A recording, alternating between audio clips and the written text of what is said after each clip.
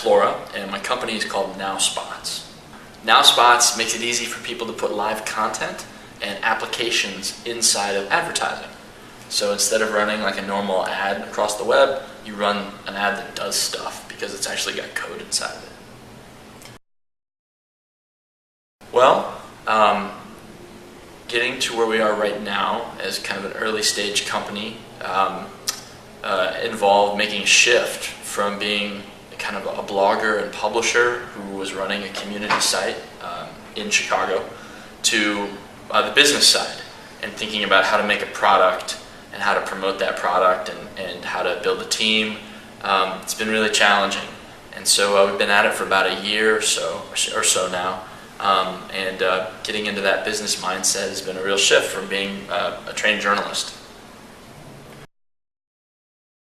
I think the biggest challenge that I have as an entrepreneur is focus. It's very easy to see really neat things and to learn new pieces of news about your industry and start thinking of how those could be combined or rolled in with what you're working on, and that slows you from actually getting anywhere. And so that curiosity that I have, a very strong curiosity, which I think was an asset as a journalist, can be somewhat of an obstacle sometimes as an entrepreneur.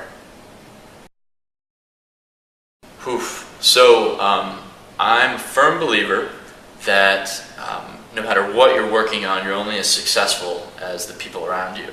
So they help set standards, and they help set expectations. So just having really good friends is an amazing, awesome resource. It makes everything easier. I think also I spent a lot of time on Hacker News, the aggregation site for entrepreneurs run by the Y Combinator guys. It's a really amazing resource. I read a lot of Mixergy interviews on there, and just the entrepreneur community in Chicago has been really helpful too. I would say I think every startup always has an abyss that they're in front of. That seems to be the supposition of the question. It's a good question. For us, we have a product, and we're making sales, we're generating revenue, and we need to figure out how to turn it into a polished, good product.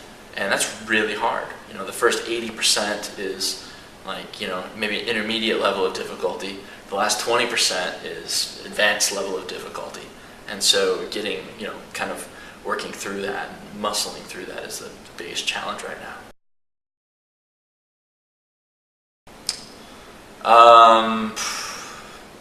I am inspired by, I really like being engaged with what I'm working on, and I want that engagement to lead to a tangible outcome.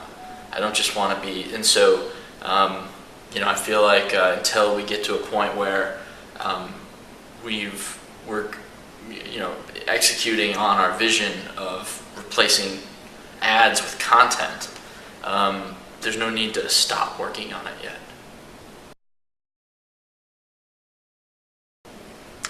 Well, I'm strongly inspired by, I'd say other entrepreneurs, but not necessarily like famous ones, but like other guys that have startups that have either done really well or they've stuck at it.